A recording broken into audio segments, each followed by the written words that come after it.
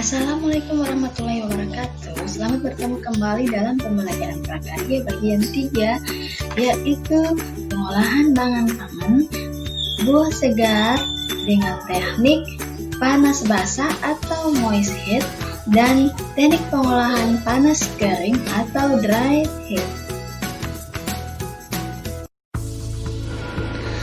Adik-adik, sebelum ke topik pembelajaran kali ini, adik-adik perlu ketahui apa yang menjadi tujuan pembelajaran.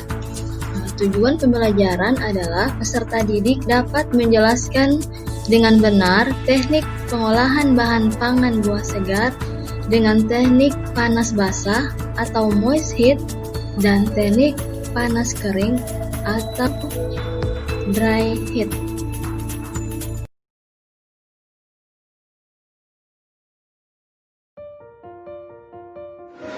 Baik, kita mulai dengan teknik pengolahan pangan panas basah atau moist heat. Teknik pengolahan pangan panas basah atau moist heat adalah mengolah bahan makanan dengan menggunakan bahan dasar cairan untuk mematangkannya. Suhu cairan pada teknik pengolahan makanan pangan basah tidak pernah lebih dari suhu didih. Nah, ada beberapa teknik pengolahan panas basah yang akan dijelaskan di slide-slide berikut. Silahkan disimak satu demi satu. Diupayakan sambil membaca, kalian mencatat poin-poin yang penting.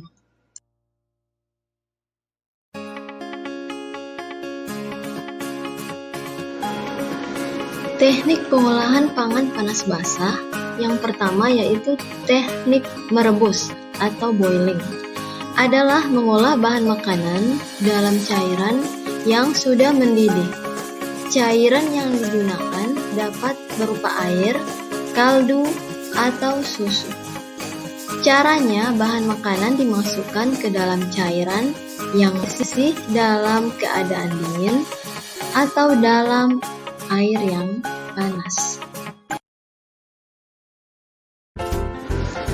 Teknik pengolahan yang kedua yaitu teknik merebus menutup bahan pangan atau poaching, adalah cara memasak bahan makanan dalam bahan cair sebatas menutupi bahan makanan yang direbus dengan api kecil di bawah titik didih 92 derajat sampai 96 derajat Celcius. Bahan makanan yang dipoaching adalah bahan makanan lunak dan tidak memerlukan waktu lama dalam memasaknya, seperti buah-buahan, sayuran, telur, dan ikan. Cairan bisa berupa kaldu, air yang diberi asam, cuka, dan susu.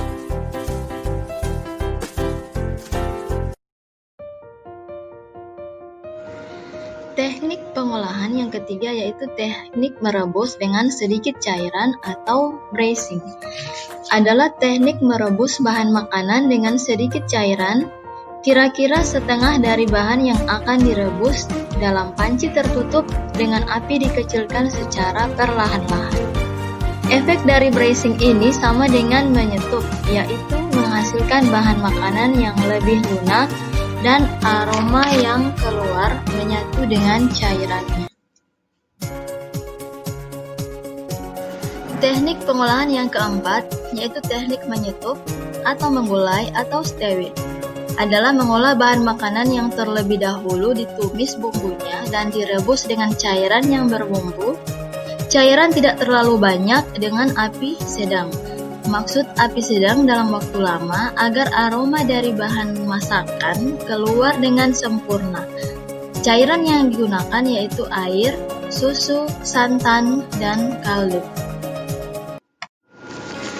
Teknik pengolahan yang kelima yaitu teknik mengukus atau steaming, adalah memasak bahan makanan dengan uap air mendidih. Sebelum mengukus bahan makanan, alat pengukus yang sudah berisi air harus dipanaskan terlebih dahulu hingga mendidih dan mengeluarkan uap. Baru masukkan bahan makanan pada steamer atau pengukus. Uap air panas akan mengalir ke sekeliling bahan makanan yang sedang dikukus. Nilai gizi bahan makanan tidak banyak yang hilang karena tidak bersentuhan langsung dengan air.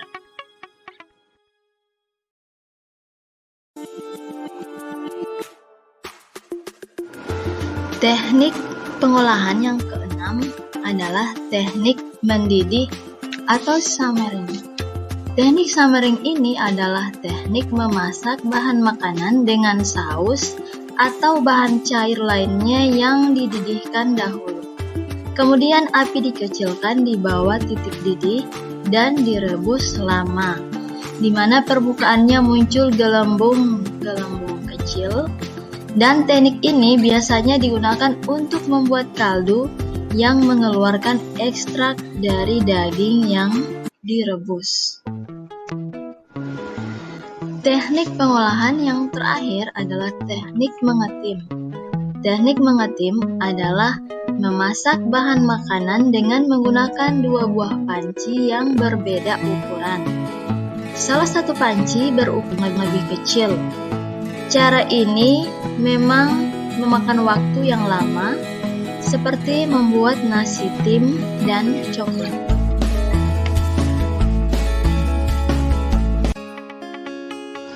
Baiklah adik-adik, setelah kalian mengetahui teknik pengolahan panas basah atau moist heat, maka topik diskusi yang akan kita diskusikan melalui Google Meet, yaitu teknik pengolahan panas kering atau dry heat cooking, adalah mengolah makanan tanpa bantuan dasar cairan untuk mematangkannya. Nah, kalian telusuri di Google Search bagaimana teknik deep frying, shallow frying, sautéing, dan baking. Link meeting akan dibagikan melalui WhatsApp group. Selamat bekerja dan tetap semangat belajar dari rumah.